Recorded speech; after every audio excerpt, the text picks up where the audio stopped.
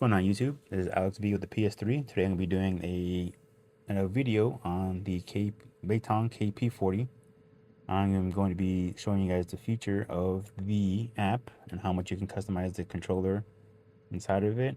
Before you do that, you got to make sure you download the Beitong app, and then once you download the app, turn on the Bluetooth, and then you're going to go to the back, go to the switch right here, and you're going to go to the far right. I don't know if you'll be able to see that, but that's going to be for the app. The next one is the NS Nintendo Switch.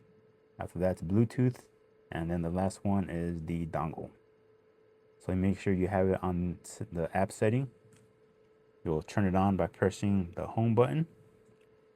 Pair it with your device, either your iPhone, your iPad, your Android, whatever you have. And once it's paired, you'll open up the app, hook up to it. It tells you on there what model you have. This one's, you can see the Beitong KP40 Han Jade White. That's this one right here. Currently it's in overclocking mode. That's how it is by default. You have the battery life right here. I can't use this one wirelessly because the dongle doesn't work and the Bluetooth doesn't connect to my adapter, but it works wired. For the first one, you have a controller test, so you can actually test out the buttons. That tells you right there, RT, and the buttons are very nice and clicky, like a mouse. The ones up here, not so much. The next one is the Somato sensory settings. That's for the gyroscope. I don't use that. It doesn't work with the adapter that I have. Joystick sensitivity. Here's where you can test it out. This is the right joystick.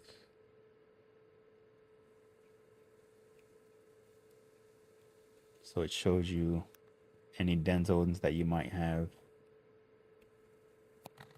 For the right stick, I have it at default. Probably going to change them all back to default. It shows you the curve, the graph of the curve of what it has. By default, the automatic calibration when inactive is on. Secondary curve toggle. I haven't done that. I don't even know what that does. But anyways, the second stick curve setting selection default.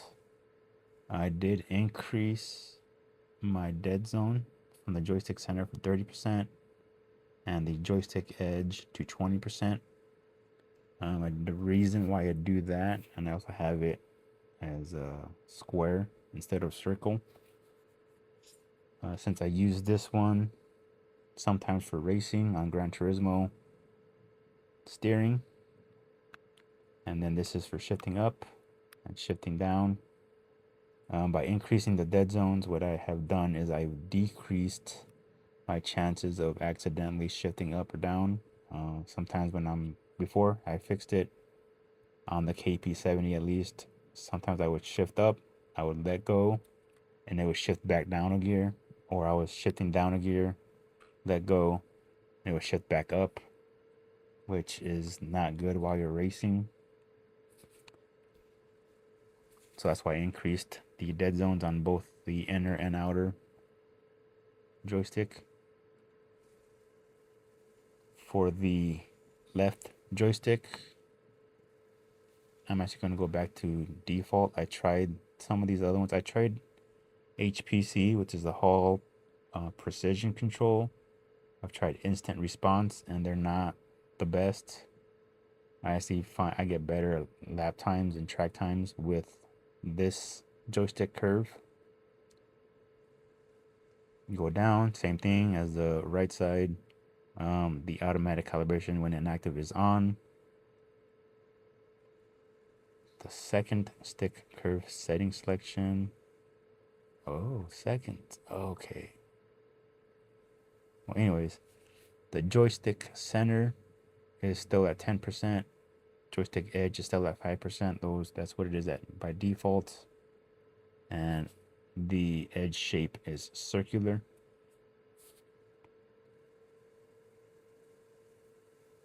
After that, what you can do is the vibration intensity. I don't know if you can see that, but it has 1, 2, 3, 4, 5 settings. 2 is the lowest, 1 is off. Light adjustment, you can change the color. Unfortunately, there's only one zone on this. On the KP40, there's 3 zones. You can change this color, you can change this one, and change this one. So you can have 3 different colors if you wanted.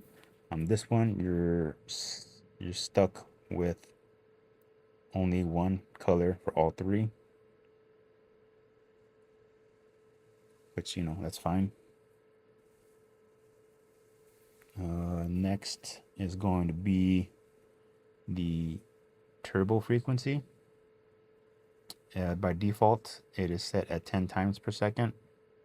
I don't use it, so I don't adjust it. I haven't adjusted it yet. Key custom. Here's where you can have a lot of fun. If you really, really want to do so, you can actually completely remap all of these buttons. So you can, why would you want to do that? I don't know. But you can. The only thing I've used it for was for programming these back buttons.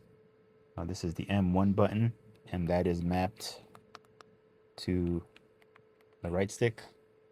The M2 button is mapped to the left stick.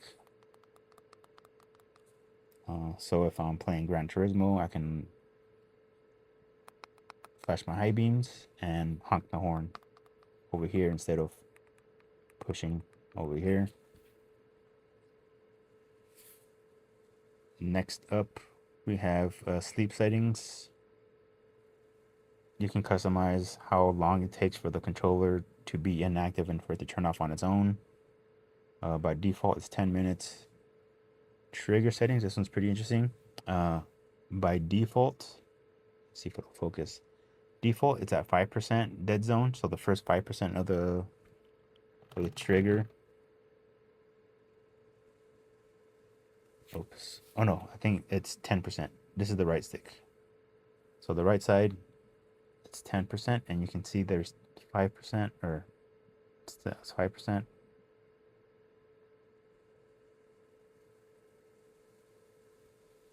If you turn on the hair trigger mode, let's see. Turn on the hair trigger mode, it actually just stops right there at 27%. What you can do, if you're so inclined, you can turn on faster trigger. And now, as soon as you push the trigger,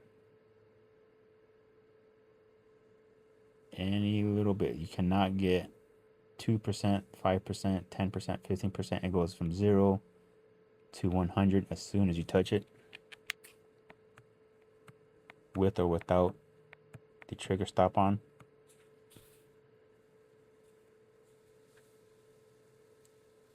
So that's the right trigger. Let's do the left trigger.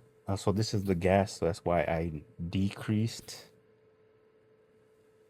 the dead zone, so I have better throttle response. On the left trigger, I left it at 10%. That's how it is stock by default.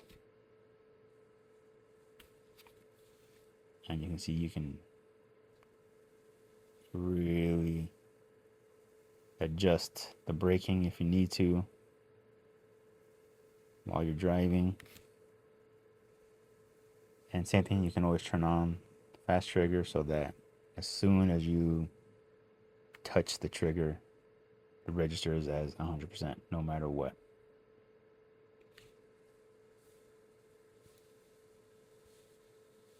If you changed it and you used it and you don't like it, you want to go back to the default, click on restore default. Let me see.